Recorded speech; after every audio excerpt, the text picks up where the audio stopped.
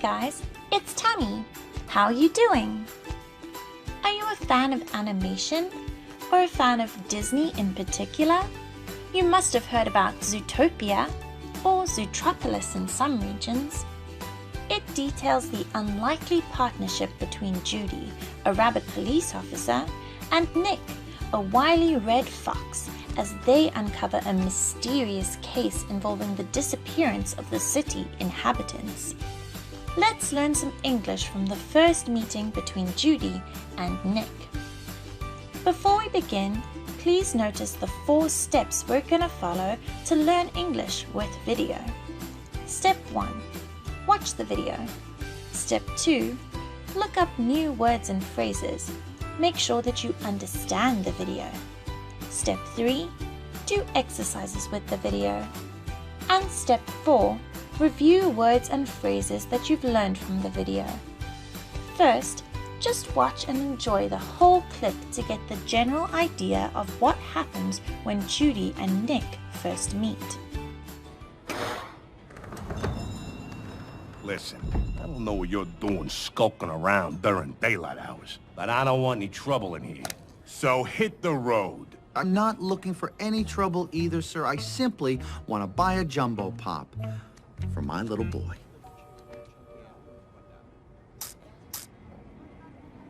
You want the red or the blue, pal?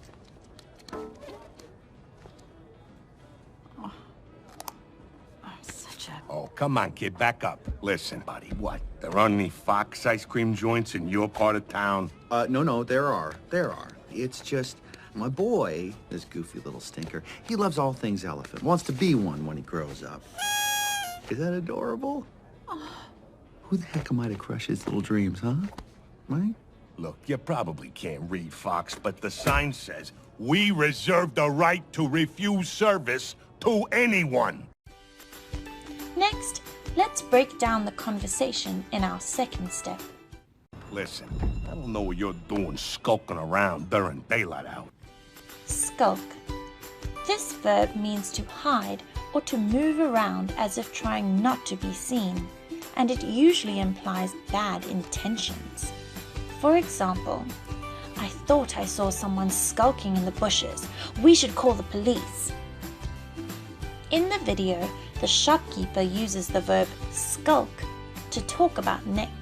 This shows that foxes don't have a good reputation in Zootopia. If you want to use this verb to describe someone, remember to use it with extra caution since it might cause suspicion. But I don't want any trouble in here. So hit the road. Hit the road. This idiom means to leave. For example, hit the road. No one wants you here anyway. Hit the road also means to depart or to begin one's journey, especially on a road trip. For example, it's time to hit the road. I'll see you soon.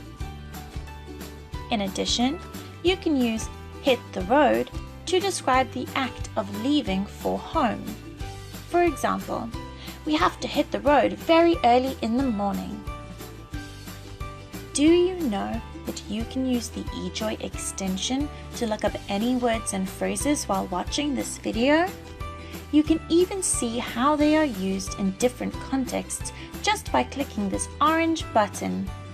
Let's find out how hit the road is used in other videos. And what you need to hit the road to Super Pro Travel Hack. Very useful, isn't it? And, this feature was made to help our learners know how to use the right vocabulary in the right context. So, try it out. I'm not looking for any trouble either, sir. I simply want to buy a jumbo pop for my little boy.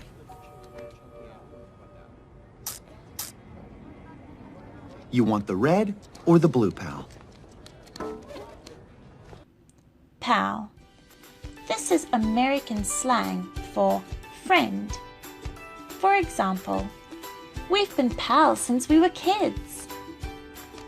Pal can be used to mention a friend who is very close to you.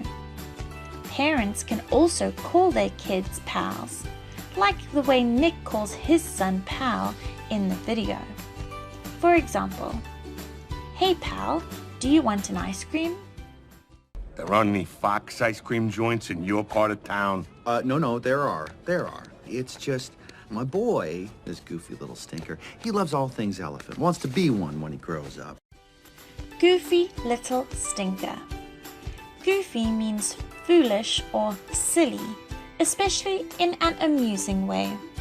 For example, "Did you see Daisy yesterday? She wore a goofy hat." Stinker. You don't usually see the word stinker, but you probably know stink is a verb which means to smell very unpleasant. When ER is added to a verb, it forms a noun that refers mostly to people that do that particular activity. For example, from the verb sing, we have the noun singer, a person who sings. Nick describes his son as a stinker because, you know, sometimes babies smell not so pleasant. Is that adorable? Who the heck am I to crush his little dreams, huh? Heck. This is used for emphasis in questions or exclamations. For example, "What the heck is bothering you, dear?" It can be understood as a more polite form of hell. For example, "What the hell did I just bite into?" can become, "What the heck did I just bite into?" Doesn't that sound a little bit more polite? Well, of course, it also depends on how you say it or the way you express your feeling. That's it. We've just done the first 2 steps. In the 3rd step, you're going to do some exercises with the video. You can choose to do quizzes to improve listening comprehension, do dictation to practice bottom-up listening or listen for details, or practice speaking skills.